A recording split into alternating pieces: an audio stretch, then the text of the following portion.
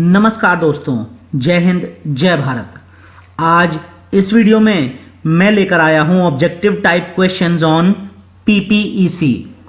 पहला क्वेश्चन है total permissible variation from the special basic size of the part is known as tolerance, stack, machine और overall variability.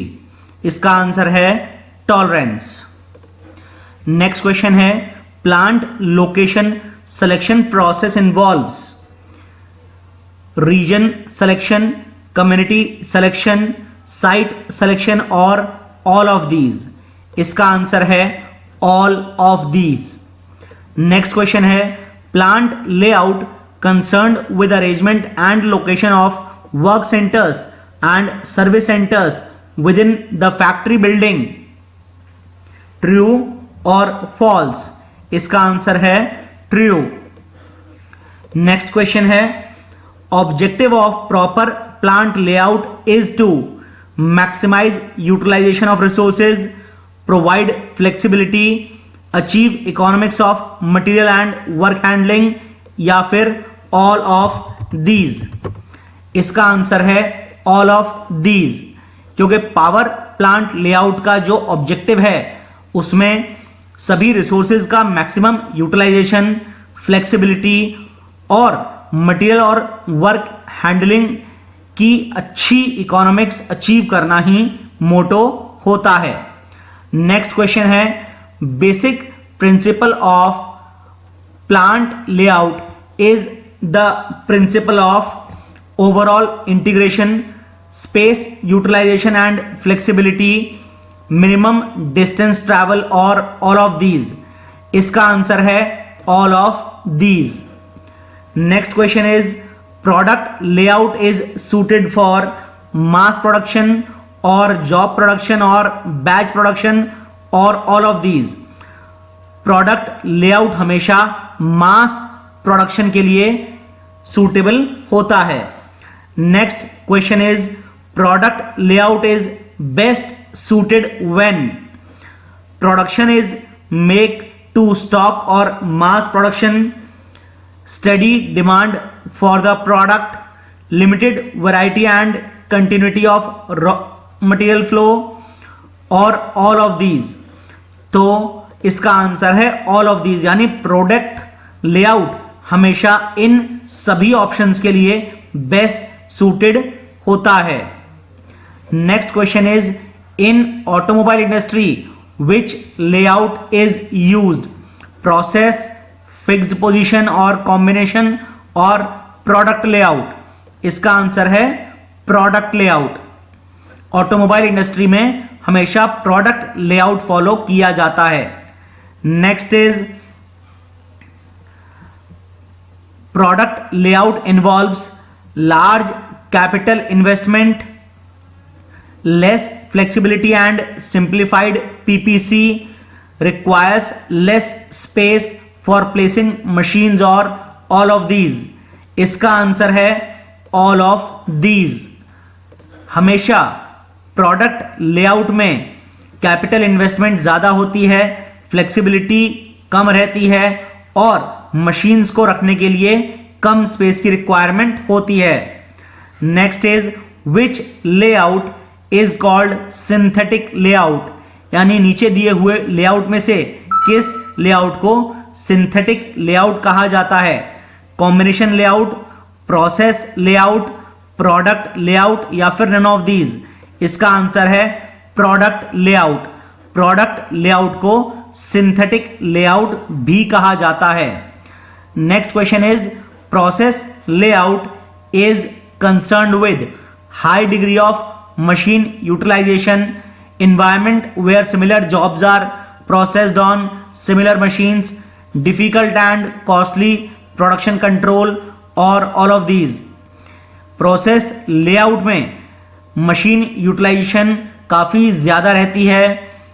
Normally जो भी jobs हैं वो similar type के जॉब्स प्रोसेस किए जाते हैं सिमिलर मशीन्स पे।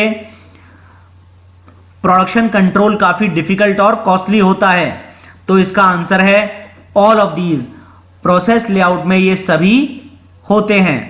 Next is static product layout is called as synthetic layout, analytical layout, fixed position layout और नन ऑफ दीज। इसका आंसर है fixed position layout.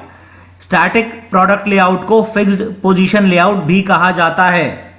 Next question is the type of layout suitable for locomotive industry is process layout, product layout और fixed position layout और group layout। इसका answer है fixed position layout। हमेशा locomotive industry के लिए fixed position layout बिल्कुल सही layout होता है, क्योंकि लोकोमोटिव्स काफी हैवी होते हैं। Next question is which one is most desirable? Process spread is less than upper specification minus lower specification. Second option is process spread is greater than upper specification minus lower specification, or process spread is equals to upper specification minus lower specification, or process spread is equals to lower specification.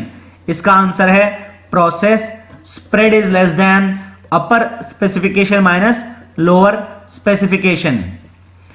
Next is tolerances are specified to obtain desired fits, or as it is not possible to manufacture a size exactly, or to have a proper allowance, or to obtain high accuracy.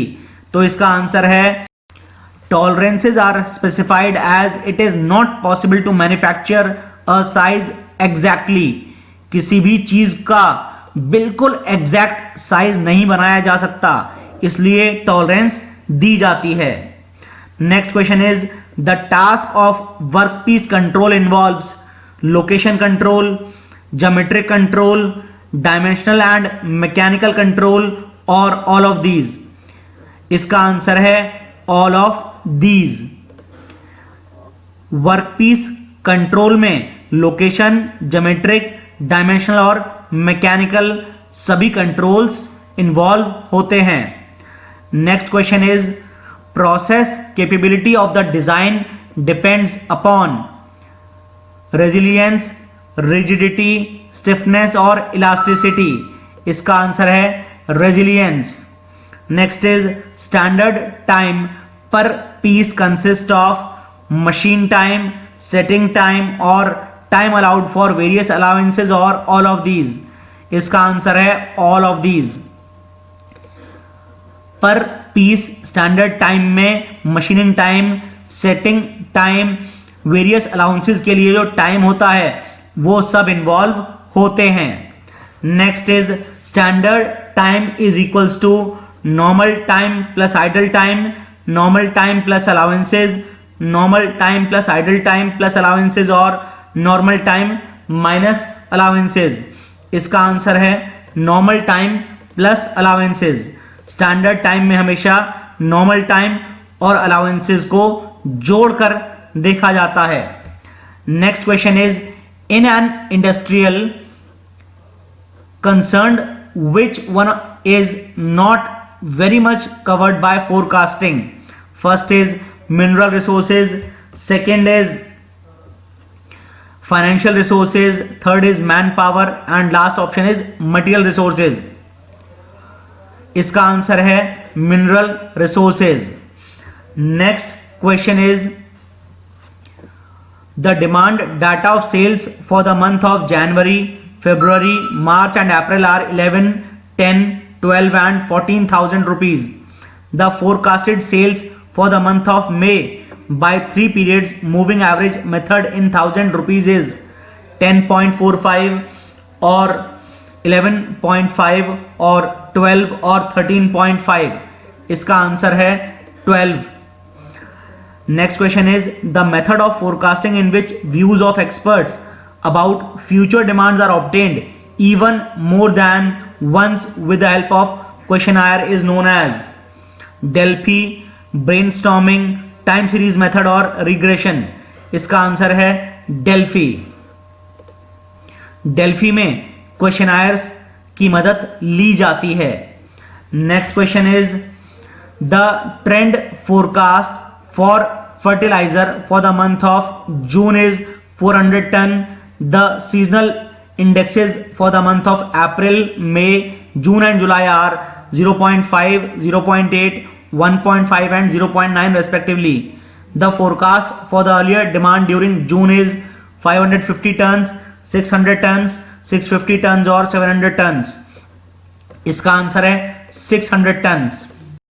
Next question is forecasting is not much restrained by one of the following factors, mainly quality of available data, expertise available with the organization, availability, schedules और essential facilities.